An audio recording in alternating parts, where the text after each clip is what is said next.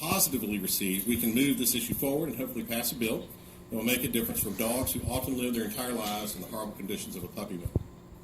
The bill that we will be putting forth provides basic standards for large commercial breeders. These baseline standards include adequate food and water, shelter, exercise, and veterinary care. This bill does not impact anyone's right to own a dog or have any number of dogs. It simply provides basic standards for commercial dog breeders who have 10 or more female dogs that they are actively breeding for the purpose of selling their offspring to the public. We hope our colleagues in the Senate will work with us to finally address this issue, an issue that so many North Carolinians care about.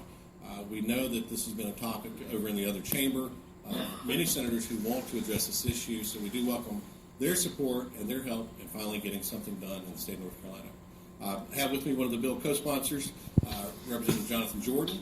And obviously, yes, thank you, sir, for your help. And we have a number of our friends here in the audience with us, and glad to have them. And this is Lily. This is Lily. She's a Rutherford, North Carolina puppy mill survivor. Rutherford, North Carolina, survived a puppy mill bus there. As you can see, very sweet. So thank you all for being here today, and open up to any questions that you may have. Laura. You see there is support in the Senate, but have you had any conversations with the leadership about whether or not they're going to take this? We've not had formal conversations with Senate leadership. It's just an issue that continues to rumble about the hallways. Folks in the leadership have private conversations said we realize it's something that's very important to you. We think it's important. I don't know that we've got a consensus yet, but we do have. I know from last session that we, from our own polling of those members in the Republican caucus, we had a majority of support there, and we had majority support in the Democratic caucus as well. So we have friends over there. Hopefully there will be a capacity to take this up. Question? What's the major resistance to the bill? I don't quite understand. Major resistance to the bill, I think from years past, there were bills that were put forward prior to me being here, certainly, but bills that were put forward that somehow were perceived to threaten agriculture industry or other venues, maybe threaten the ability to own a number of dogs. So this bill is written and very concisely to really spell out and be very specific of what is a puppy mill, or what is, how commercial breeders are defined, and how we're going to address the issue, our standard levels of care. So we've narrowed it down. I know last session some folks thought that it may not go far enough, and that's probably a fair criticism, but I kind of operate under the assumption that we need to at least start making progress.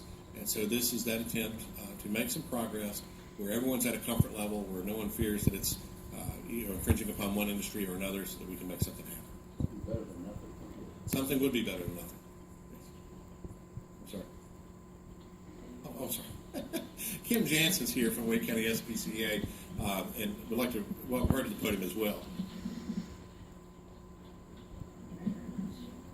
My name is Kim Jansen, and I'm the Executive Director of the SPCA of Wake County. Thank you all for being here, and thank you, Representative Saine and Representative Jordan, for helping move this forward. We are really, truly grateful. The SPCA we've had the privilege of being on the front lines when we are able to respond to puppy mills around the state of North Carolina. And it is heartbreaking and honestly almost impossible for me to describe to you adequately the condition that these animals come to us in when we're able to remove them from these situations. Think of your own dog and picture her without access to food or water. Think of your own dog and picture her in a tiny cage filled with feces so deep it covers her feet. Picture your own dog with a coat so matted that when she tries to move, it pulls the fur out of her skin. Think of your own dog and imagine him without even the most basic of veterinary care. Imagine him missing most of his teeth because he had an infection that was never treated. Imagine him living his whole life never having ever stepped foot on any surface other than a wire cage floor. It's unimaginable, isn't it? And unfortunately, it's not an exaggeration. It's not sensationalism. We have seen this time and time again. The truth is, it is the reality right here, right now, today, for thousands of animals around the state of North Carolina. And here's the really uncomfortable truth. It is entirely preventable. Breaks my heart even to say that. So I'm here today to implore our legislators to support House Bill 159. We are not talking overregulation here. We are talking about the most basic care imaginable. Food, water, access to basic veterinary care, the ability to move, to lie down comfortably, the ability to exercise outside of a teeny tiny cage at least once a day. Basic freedoms that we all can't imagine our own animals being without. So, to our great legislators, I implore you to support this bill. Please don't let the suffering continue. Thank you. Thank you very much. And again, this is something that we have a number of legislators who are committed to trying again and again to make sure that we address this issue in North Carolina. I was obviously disappointed last session that we were not able to pass the bill out of the Senate and make that law across this land, but nevertheless, we will continue to try and continue to address this issue until we ultimately prevail. So that's why we're here today. Any other questions? Yeah. I think what is so alarming is where our bulldog came from.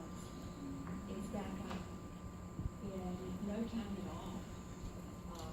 Our bulldog did not know how to even walk on grass when we got Mercy. 30 pounds less than he is now in weight. And to think that this is open now and operating again after a slap on the wrist, if they even got that, is sickening.